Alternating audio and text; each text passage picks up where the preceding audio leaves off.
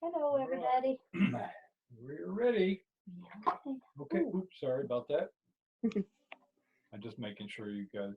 I just rocked your world. All right. I'm gonna rock your world now. Mm. Episode 11. This section is entitled "A Time Willing Sand to Stone." Imagination is a tricky thing. At one level, we have so much confidence in its use in all that we see, feel, touch, hear, taste, and smell. It's so believable we know it as real. Yet on another level, our confidence fails us if our belief in imagination breaks the rules of our made to believe real world. I know it's programming, but I also know I have the ability to break that programming. So, why haven't I broken it yet?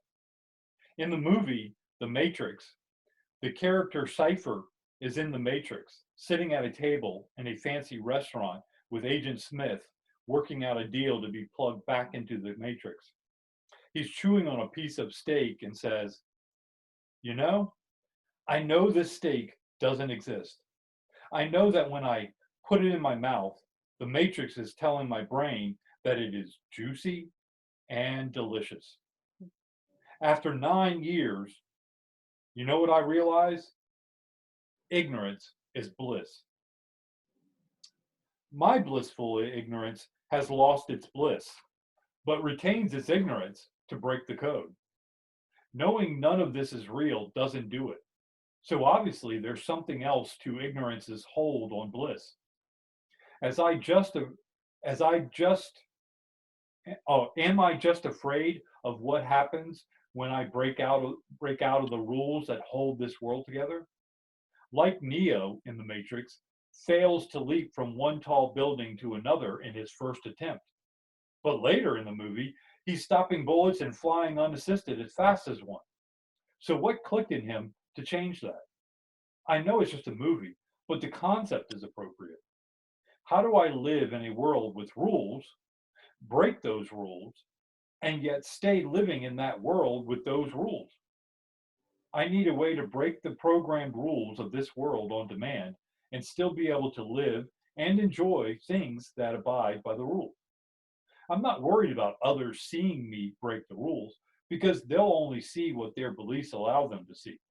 So this is down to just me and the rules of this world. The rules provide some form of order to this world, and I get that. Will my breaking the world's orders cause disorder? Or is there a way to keep the possible disorder isolated to my bubble of reality? Aren't I the one creating my bubble or view of this world? If so, I should be able to alter my view without modifying the overall fabric of this world. Okay, how do I convince myself I can alter my view on demand? Where's the secret to the remote control inside me? Wanting the changes isn't enough because I already have that.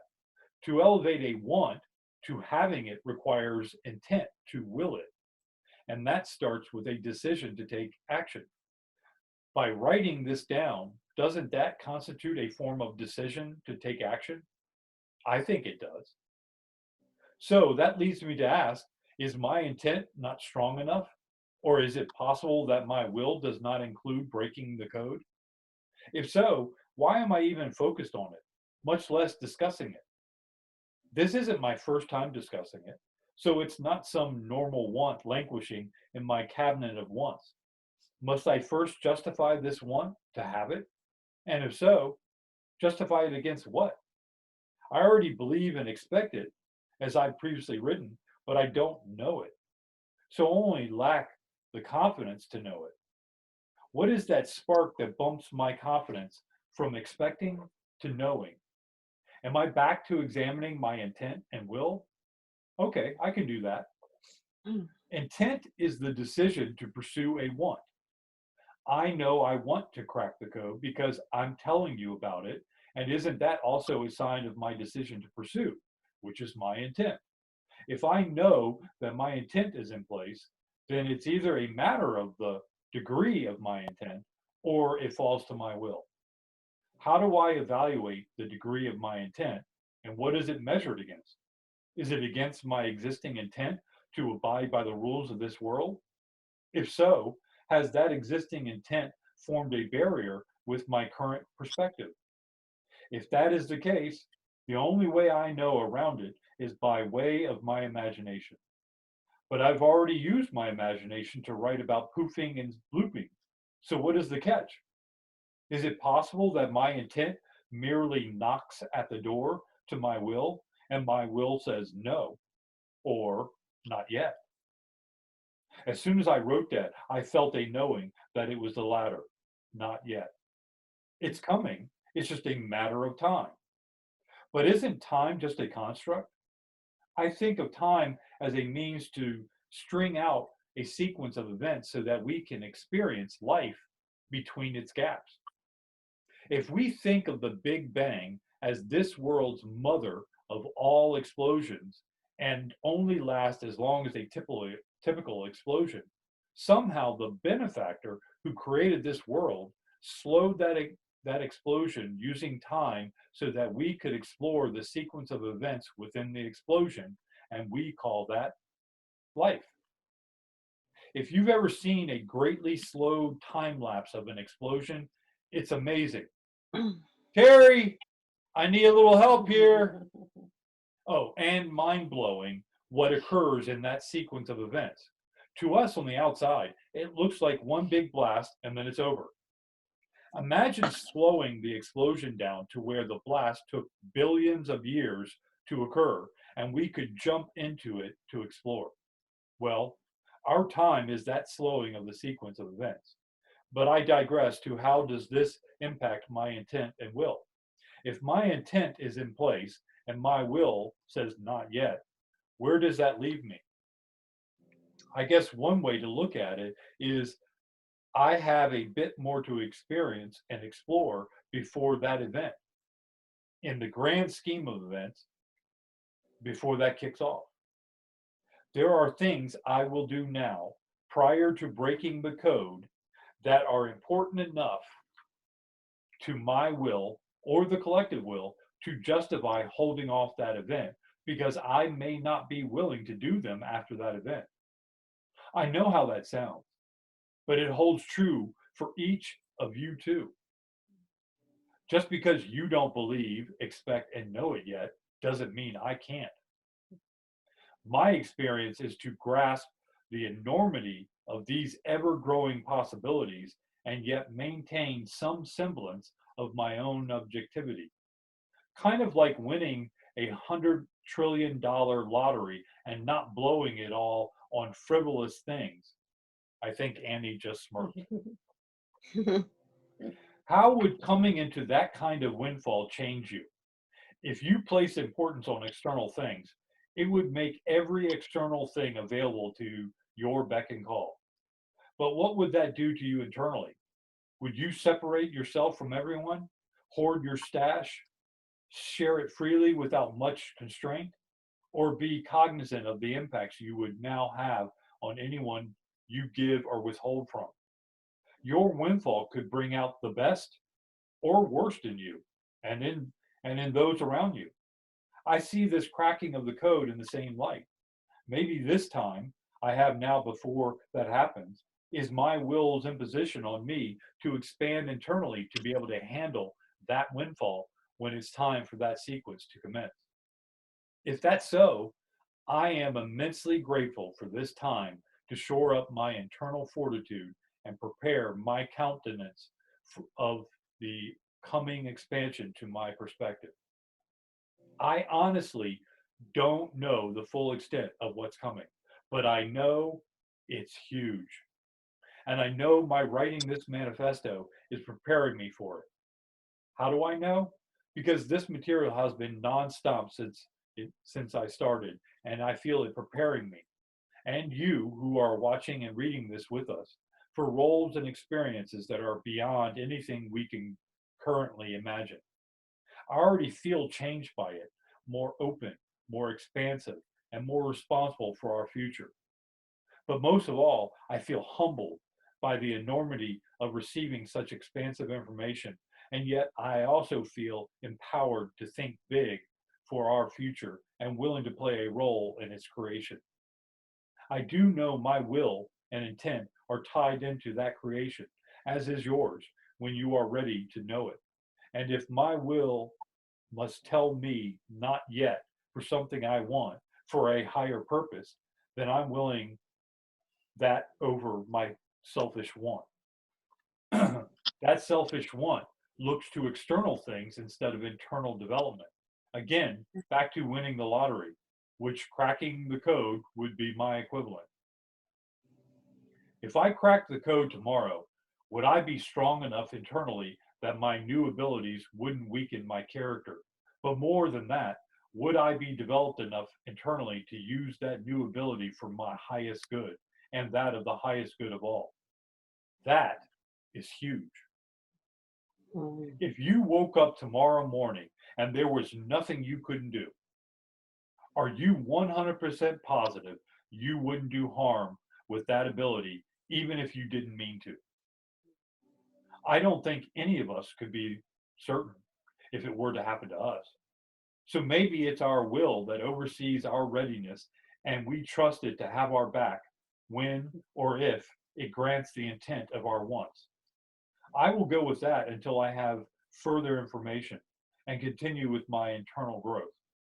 That resonates more than on anything external I could or should be doing. Ultimately, I want the highest development I can reach internally while doing the highest good for all versus just my highest good. Getting to some future point, looking around and saying, hey, where is everyone? Is not my idea of a worthy experience. The more of you accompanying me on that journey, the better. Still, that is the choice for each and every one of you. But I now know how I can aid all of us particles of sand. I can recognize that my will has its own intent for me, that it will be worthy of my experience, and that by internally aligning and accepting that will, I will achieve a higher version of me in expanded living. This will turn me, a particle of sand on a beach, into a crystal diamond in the presence of my brother and sister sand particles, showing them what we're all capable of. It's not that I want us all to be the same, yet valuable diamond. If we do this to the highest good of all, we could be changing a beach of silicon crystals into a new landscape of rubies, emeralds, black opals, pink and blue diamonds, and many, many more rare and worthwhile gemstones.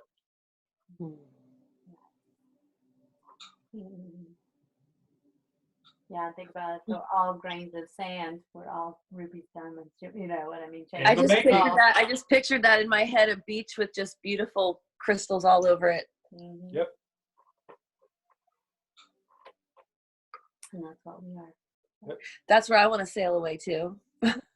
Come sail away. We did watch your video. That was funny. I don't even remember doing that. I definitely don't remember sharing anything like that. Yeah. It popped up my Snap memories. I was like, what? Oh, and what a coincidence that it just popped up then. Yeah. Yeah. Very just. That. I'm sorry, accidents. But that song, even when I was a kid, it like brings me back there. And then, yeah, it's just a big song. Did you ever see the South Park episode with Cartman where anybody would start it and he'd have to finish the whole song? He couldn't not. He'd have to sing it all the way through.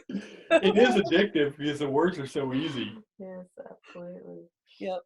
All right. All right. The next section is called Riding the Waves of Change to the Pathways of Our Gemstones of Joy. The time is upon us for the waves of change. We're in the suck, as some surfers and bodyboarders like to call it. Right before a really good wave to ride arrives, the undercurrent pulls you towards the wave, beckoning you to get in position for its thrill ride. Before the suck, you're just waiting, hoping, wondering if there's to be one today at all. When the pull begins, you've got that last second of anticipatory doubt, yet hope that this one will be worthy of your effort to get in position and deliver the prize of your joyride. As that pull strengthens, you decide this one's it, and nothing the other surfer notice the other surfers around you all sense the hope spring into this now as they and you scramble into position. Who will gain the proper orientation to the draw of the incoming wave? Will you, in that final moment as it arrives? When you thankfully realize the suck has you, it all happened so fast, splitting you into one you reflexively adjusting to the needs of the wave, and yet another you screaming inside at the joy you have found.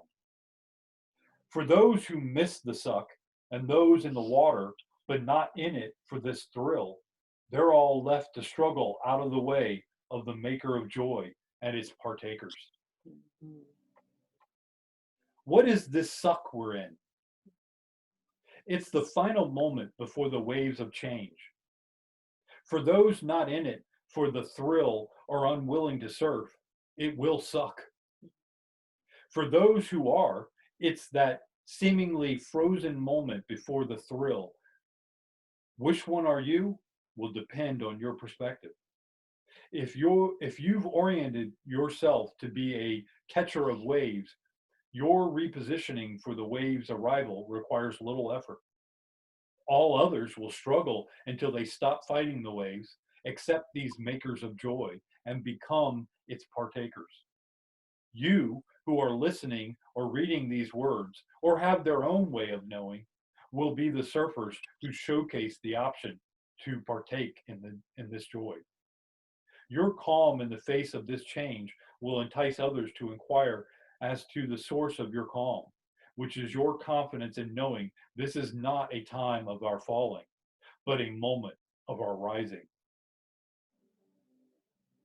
The only thing ending is our slumber, and we who have been privileged to awaken early are blessed with the gift of welcoming the rising and shining of the others to the collective partaking of our joy.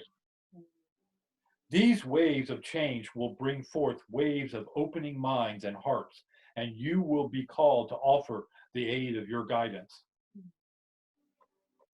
This guidance you offer doesn't rely on the brains in your head or any recitation of your knowledge, but the embracing energy of your heart. These people coming to you will be you 6 months, 1 year, 5 years ago, as you were awakening from your slumber, looking for that light out of the darkness. They won't have the benefit of your years of research and insight, but they will have you. What kind of guide and giver of aid will you be? Will you be one to provide all the answers at the first opportunity, drowning these thirsty survivors with facts? Or one who recognizes the telltale needs of a long-term treatment program? There is no wrong answer, but as conscious aid givers, it might be wise and compassionate to consider if we are providing them our solutions to their problems or empowering them to find their own path to their gemstones of joy. Yeah, that's good. Thank Yeah, that's really good and very important to remember. Yeah, It definitely is. already getting some experience with that. With people that are starting to awaken and practicing that, staying centered and realizing how to help them or be an aid to them without too much. Yep. Because if you're in your over exuberance and wanting to like, yay, you see them awakening and you see what's there, they have to be able to acclimate in their own speed, which is going to be rapid anyway. I mean, we had more time. Yeah, it's getting over that FOMO, fear of missing out on an opportunity. Yeah. If you have confidence in your your perspective in what's coming, it will relax you, and you won't have that fear. You won't have fear. Mhm. You'll have, if you have any fear, it'll be little stuff that you go, oh, okay, I got that. Oh, I got that. Because I'm not saying we're eradicating all fear. I'm saying we're learning to mitigate it. We're learning to learn to live with it and not let it drive us. Mhm. To use it for what it's intended, which is to protect us from dangerous things. Right, just to pause. It's meant to just Right. pause you and go, are you sure? And then you go, yeah, I'm sure. Then you go on. And fear releases, and you just go on about doing what you were planning on doing. So there to pause so we can choose, not paralyze. yeah, it's a survival mechanism, but it's not meant to paralyze you like indefinitely. So Yep. the next section is called In Deliverance of Your Will. I woke up today to a message that a package was awaiting my scheduling of delivery. This was for no ordinary order placed on Amazon or for terrestrial shipment, but a notice of a pending upgrade to my corporeal ship of travel. My sense is that this enhancement to my ship would provide a means for subsequent deliveries to its pilot. But first, my vessel must be made ready to elevate its capacity.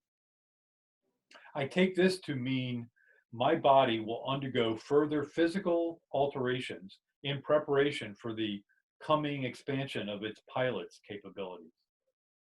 The message I receive is more a courtesy than that all the paperwork had been completed, the package had been prepared for shipment, and to prepare myself for its conveyance. I'm now left wondering what more I need do, how it will appear, and how will I feel in its infusion upon my body. As to the first, I sense my will's guidance towards my allowance of letting go to make room for this new. This, I know, will fluctuate with anticipation and apprehension. And the one thing I can do is focus my now moments on the anticipation. As to how it will appear, that is entirely up to the allowance of my manifestation. It will be as I allow it to be. This will then feed into the feelings I have selected for this experience. All others will go through this process, some similar in nature, yet all different, commiserate with their unique perspective and allowance to their will. There is nothing to fear in this, yet this process affords one the last opportunity to experience the releasing of latent fears of old. Each has the option to experience this with the stress of a final exam or the joy and wonder in anticipation of a Christmas unveiling, or anything in between. I've already chosen the Christmas option with a bit of hollow-wean for the weaning part of it. I trust my will to deliver on the promise of an experience worthy of that trust and justifiable in the bumpy road in getting here. May your will deliver a worthy experience. Yeah, to talk about Halloween. Yeah, look up the words hallow, and wean. Hallow is to make sacred, to celebrate. And wean is a wish. Interesting. So That is interesting. seriously, look it up. Look up the old English definition of these things. It is amazing. All you have to do is type it into define whatever in Google. It's amazing what you find. I mean, I'll tell you what, one huge advantage in writing this is I've learned to break down the English language. Amazing. And we'll look, he'll say, look up that word, and I'll look up the word, and it'll be like, oh my gosh, I mean, I didn't know that word meant that, because we use it other ways. But that happens throughout this whole manuscript or manifest. And I'm not stupid, but I'm not this intelligent to pick these words. These words just come to me. Sometimes I don't even know what they mean, but I feel I need to write that word right there. So I write it down and then I look it up. And I look it up and go, damn if that doesn't fit. That's crazy. And today's the 444 portal, and it said like on this thing that I read to really pay attention to the words today. And we're talking about that today, which is very interesting. Interesting. Yeah. Oh, it's just a coincidence. Oh, yeah. Just chance. Forget we said anything. Just act all, Terry, what's that word? Naive. Act all naive. I love how this whole thing loops around, but it's still moving me forward. Yes. Excellent. All right. I think this is the last section. Yeah, this is the last section, but it's a long one. This one is entitled Facing Yourself to Reach for a Higher Calling. Facing yourself to reach for a higher calling. Mr. Christos, welcome, intones a chiseled, middle-aged man with more salt than cayenne pepper to his close-cropped hair. Thank you, Resident Pierce. It's just Christos, or Resident Christos, if you prefer. May I present Resident Anne Francis? She will be accompanying us and reviewing our procedures as we deliberate. You respond directly. Ah, yes, Christos. We're quite pleased to have you here, and your assistant Anne, Pierce formally states. Actually, Resident Pierce, Resident Anne will be evaluating my role here and determining if it is to her liking, you announce deferentially towards Anne. Looking slightly put out, Pierce pleads, but sir, Christos, I believed you to be in charge and the overseer we would be deliberating with. You hold his glare with an indifferent one of your own. Resident Pierce, as I have previously informed you, no one at GCOS is in charge of anything. We merely provide guidance. While we do oversee other councils and projects, it is not with authority, but in guiding collaboration. Resident Anne has graciously accepted our offer to evaluate the guiding role here for herself or someone more suitable, and she has my complete confidence. You end with finality, hoping to end any further objections. As you wish, Resident Christos, he states without feeling and continues. Would you like to proceed to the transporter so we can begin our deliberations in council chambers? You pause, then state matter-of-factly. We will meet you there in about an hour. I have a communique to make first. As Pierce turns to leave, you lock eyes with Anne, sending her a knowing glance. Over there, you indicate an alcove to Annie, who follows questioningly. As the two of you step into the alcove, Annie senses a stillness or cone of silence to the air. What is that? She asks, indicating all around them. A way for us to have a private conversation, you nonchalantly answer. Okay, but did you do that? She inquires. I did, you flatly respond. But how did you? She pins you down with her green-eyed stare. This wasn't what you wanted to discuss, but you know she wants this. She won't let this go until you give her something to satiate her curiosity. Look, Anne, there are many things that are changing for us. For our species, new capabilities coming online. This isolation bubble is one, which I only use when I deem appropriate, and is for having a private conversation. Still in her flat stare, she asks, but how did you do it? You never mentioned it before. Sighing tightly, you decide to give her a little more detail, since she'll be addressing these changes to herself soon. You know I've spent a lot of time with the blades, especially their weavers, and they clued me into what's coming. Nothing bad. Actually, it'll be quite amazing once we work through the birthing process. Our mental abilities will be modifying greatly over the coming years. This was always going to happen over a longer period of time.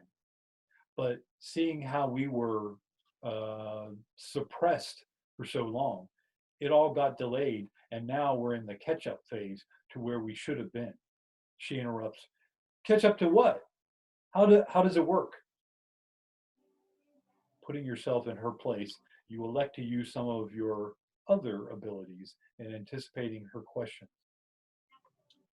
By now, in our natural development as a sentient species, had we not been sidetracked by the black hats, we would be decades, if not centuries, ahead in our mental and physical development. Things like telepathy and telekinesis would be mainstays of our society, if not in whole, then at least to a majority. There are other abilities, but those two would have become commonplace. And our society would not only have adapted, but thrive further due to their presence. Over the centuries, have they not been suppressed? Well, now that we're no longer held back, these abilities will quickly catch up to where they should have been. GCOS is aware of this and is monitoring so as to provide guidance during these growing pains. Bewildered and trying to grasp the full weight of this, Annie asks, so, are we going to have toddlers throwing daddies out windows in tantrums? You smirk and explain, I guess that's possible if we, as a species, don't come to grips with this and learn how to deal with it. Why? Are you planning some body tossing? A huge smile plasters her face. That will definitely put a new spin on my arguments with Doug. You can't help but smirk too as you pop her bubble. Luckily, it doesn't quite work that way. The plaid weavers, who are way ahead of us, filled me in on what their race, as well as many others, faced with their development. Granted, we're going to speed develop our way there, but all the weavers have pledged their support during these next few decades.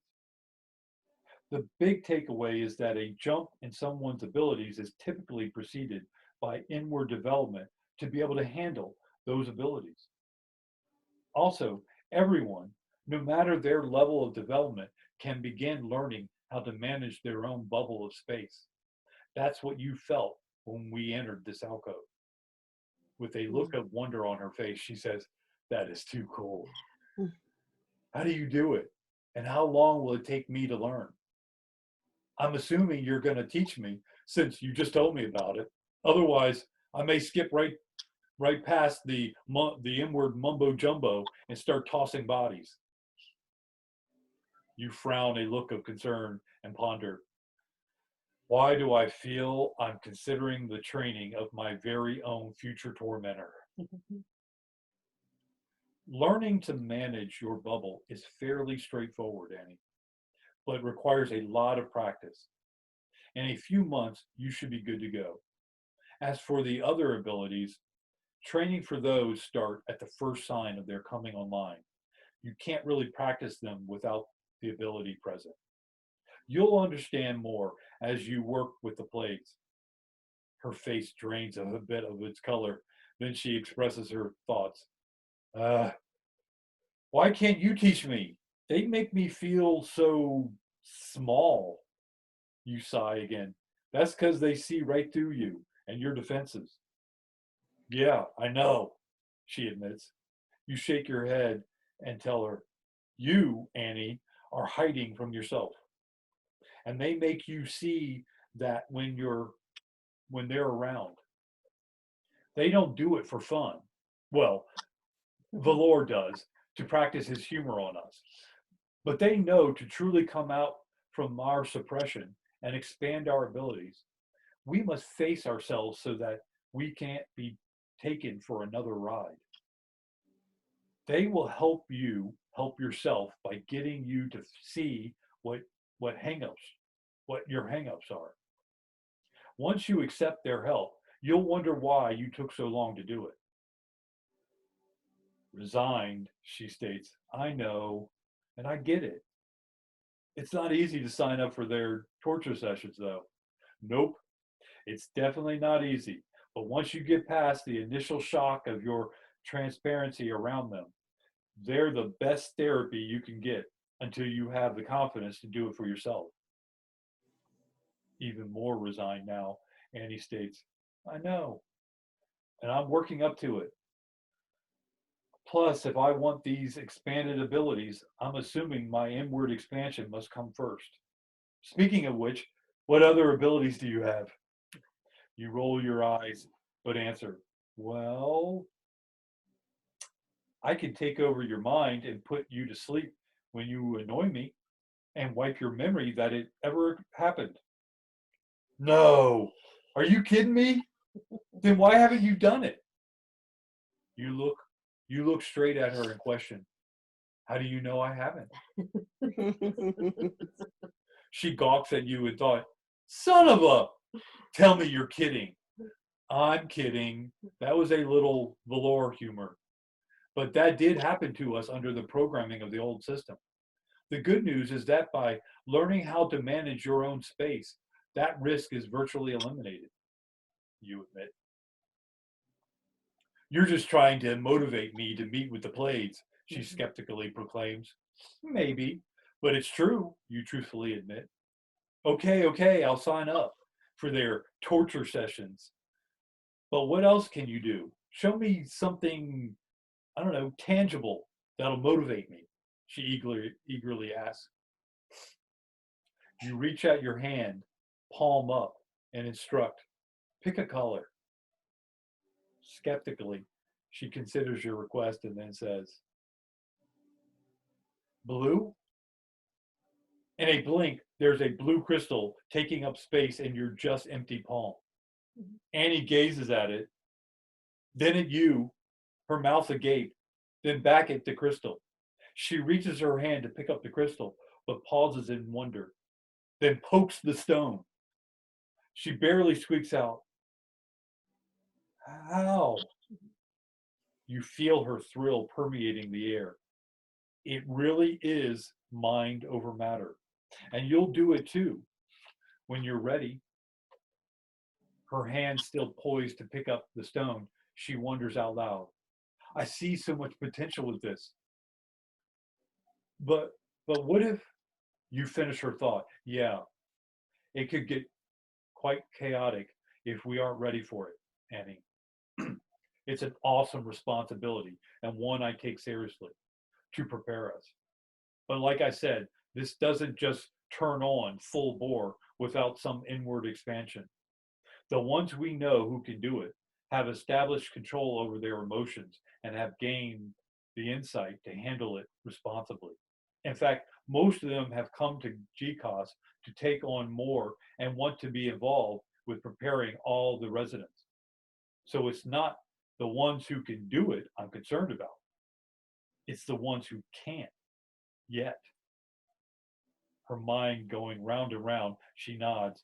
I had no idea you and GCOS were grappling with this. You nod with her and inform her. Most of what we do won't be advertised if that approach is for the best of humanity. We don't hoard the knowledge, though, but cultivate it for the highest yielding harvest for all of us. Like I've informed you many times, if someone is looking for accolades, adulation, or public confirmations for what they do and why they do it, they just won't fit in at GCOS. Anyone representing GCOS knows and accepts this. It is a calling, not a project people wake up to one morning and say they're going to do it. Every member of GCOS stands on their own 2 feet and willingly allows all others to review their guidance in keeping to the highest will of humanity. Any action against that will is felt and considered by all members. No matter how smart or mischievous any member is, they can't pull one over on GCOS. every member can feel the fabric of our society. And it's no coincidence that advanced capabilities will often appear within GCOS before the general residence, so that it can utilize those skills in weaving to the will of the people. We also know there's a concern about GCOS becoming some godlike pantheon, passing down laws, directives, and edicts. We won't be able to convince people that isn't the case. It must be shown by action. GCOS eschews any authority or power, even as some try to offer it, and does not stand as a pinnacle of dominion. It is interwoven throughout society by the highest will of its people. They, in fact, manifested us into being so that we could serve that will. Her thoughts pinging this way and that, she admits, I have so much to think about. I'm not sure if I'm cut out for GCOS. You smile at her and acknowledge. That's typically the feeling anyone gets when this is all explained to them. No worries though. You either begin to take to it or you don't. There's no trying. Just leave your options open. You'll learn a lot about yourself in meeting with the Plaids and other weavers. Still reeling, she says, I can't believe I'm saying this about anything, but that's enough for now. My head is about to roll off my neck due to the added weight. And shouldn't we head to the transporter so we can get to the meeting with Pierce and his council in the hour you specified? With a twinkle in your eye, you state, well, I don't really need a transporter.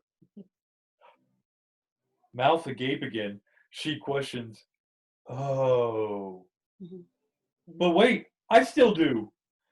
Like a little kid who's found a secret passageway to his father's locked hobby chambers and now gets to share it, you announce, hold on to that overweight dumbbell of that head of yours. You're going to love this.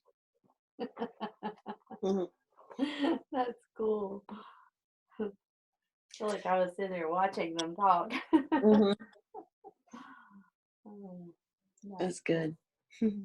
I kind of like the perspective of the GCOS. I mean, we've talked about communities in the past, about councils and things like that, and to me, I like the feel of that. There's not like a authority, hierarchy. It's a collective. It's a collective, and you kind of are interwoven together, which I really.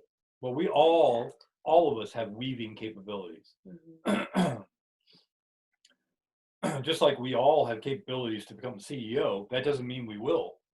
Some don't want the responsibility. Some want to have fun down at the low, operating at a lower level for whatever reason. Not everyone really has all the ingredients to be a CEO. Same thing with the upper, if you want to call them upper level weavers. They just have a calling. I think they will come out of the woodwork once the slate has been cleared of all the black hats and all their machinations that they've inflicted upon us. Well, we've talked about too before. I think that they're kind of going to be elevated up to.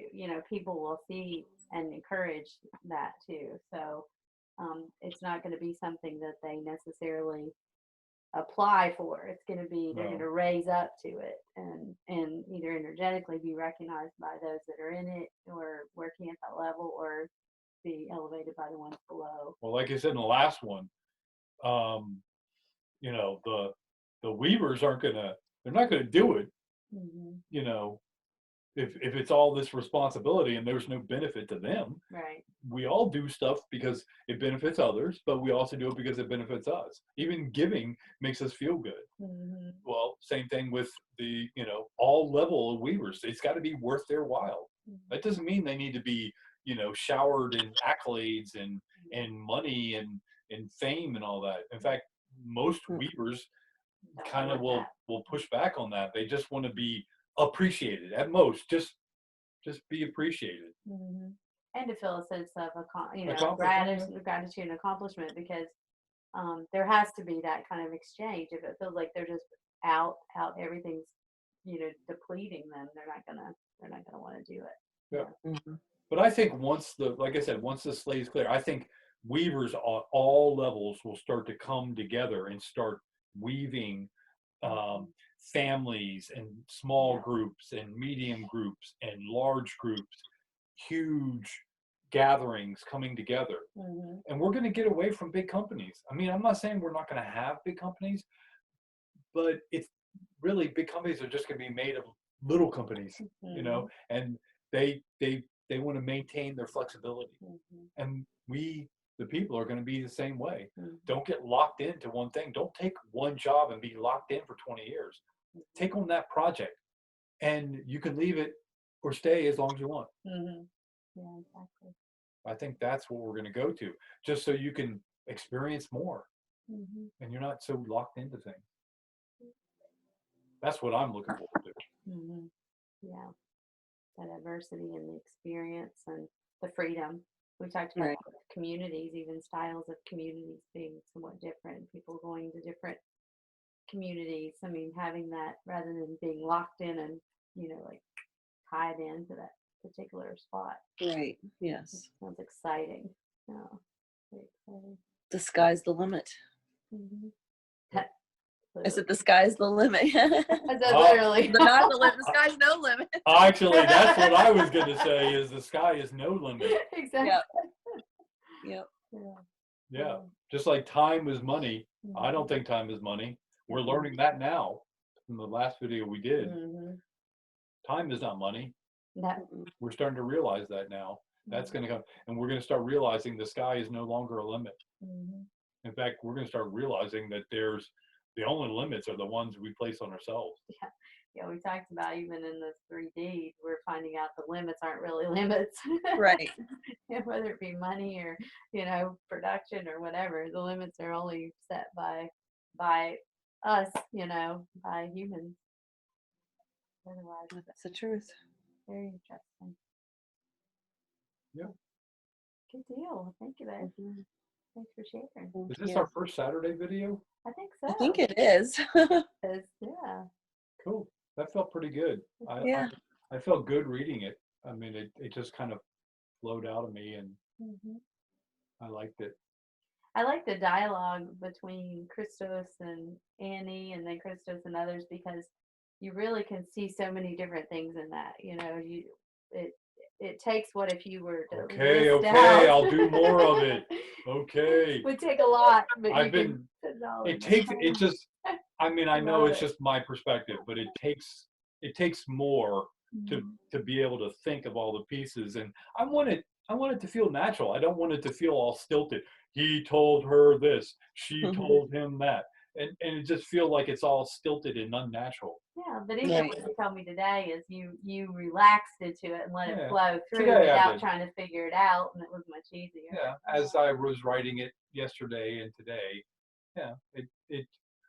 I'm more accepting of it after talking with you. I'm more accepting of it. I can do it, and it's trusting. It is becoming more enjoyable. It's I don't know, it's like writing a novel. I mean, and I don't know, I feel like it's a conversation that's going on inside me, and so it's just taking it and putting it with some characters and let them play certain roles in that conversation that's going on inside me. So well, it's interesting you mentioned novels, because the transcripts are out there. We have them all for all the episodes up to 10, and there's already 145 pages. That if you were to put them all together, it's 145 pages. So I mean, I'm on page 295, but there's about 2 of my pages to one of a normal type page. Right. So that cuts it about in half. But so episodes 1 through 10 are available on Google Docs or Dropbox, and then this one will be typed up.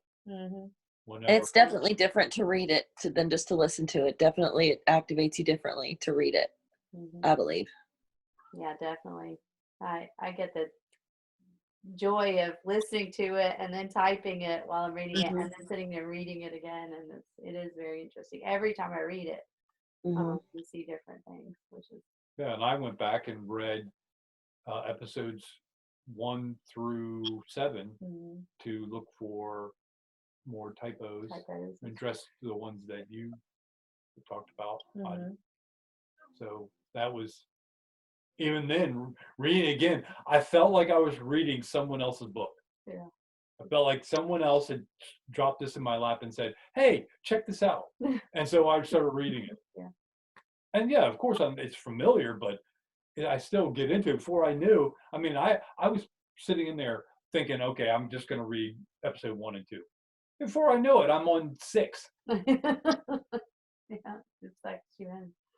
Yeah. Mm-hmm. So yeah, so hopefully people will take us up on that offer and get the right, because it is enjoyable to read, and it unlocks other things like Jenny said. So they'll shuffle here when they're ready. When they're ready to do it.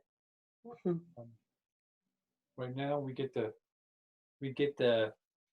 what did I say? Dance in the raindrop, dance in the shadow of the raindrops, until the sun spotlights us, and then okay, we'll dance with everybody. Then right now we have this anonymity that we get to just kind of.